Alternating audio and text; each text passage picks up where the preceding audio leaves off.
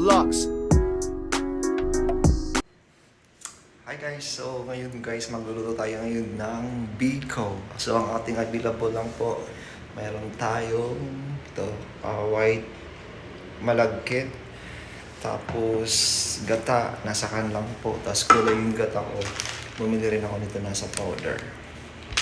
Meron din tayong white sugar, wala tayong brown, so white sugar ang gagamitin natin. Tapos ang gagawin na lang natin po, dahil wala tayong white sugar, bumili po ako ng food coloring. Ayan po, meron akong green color. Lalagyan natin siya para kakaiba yung biko natin na lulutuin. So una guys, sasaingin muna natin itong malagkit natin na rice. Ito siya. So sa rice cooker ko na lang siyang niluto para mas mabilis. So habang sinasaing natin yung kanin guys, so gagawa naman tayo ng ating minatamis para doon sa ating biko.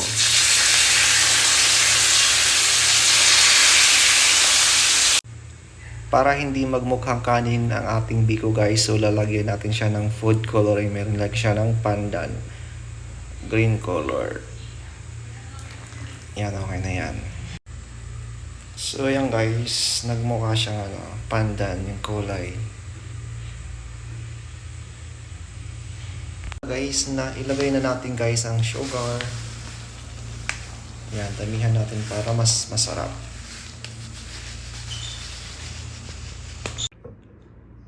So bali lalagyan natin guys siya ng pasas. So ang ginawa ko sa pasas, hiniwa ko siya into small pieces. Ayan po, isasahog po natin yan sa ating biko. So ito na ang ating pinalapot na minatamis. Ilagyan ko na rin siya ng sugar. So malapot na siya. So luto na ang ating kanin na malagkit. Yan po guys. So ihahalo na natin siya doon sa ating minatamis na nyug.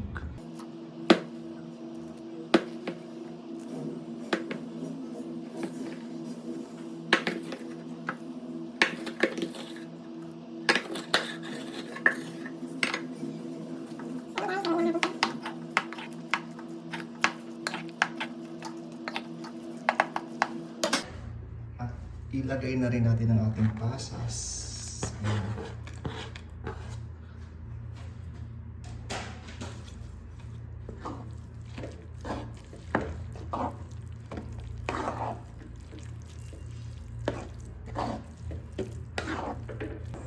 So ating tubuin to. So ito na guys ang ating biko na ginawa, ang ating finished product, green biko.